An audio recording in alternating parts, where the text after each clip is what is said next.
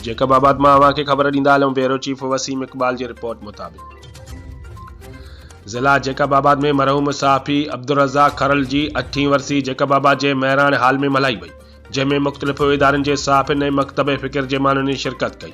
सहाफ़ी रशीद सोलंकी लांगा, महमद यहया घानो, मीर हसन सुमरो, हुज़ूर बख्शो, मोहम्मद रमज़ान सोलंकी, अज़ीज़ सियाल, ज़ैनुल आबिदीन कातिब, एजाज़ उन्नड़, मोहम्मद अली मीराली, नवीद अबड़ो, अली बख्श मीराली, ग़ुलाम हुसैन मस्तोई, बख्श लोहर, साहिब चांडियो, गज़नफर पठान, काउंसलर यूनुस फ़कीर। तकरीब में यूसुफ दस्ती, नदीम लाशारी, हमीद गूंदल, मनशीर खरल ऐं ॿियनि शिरकत कई।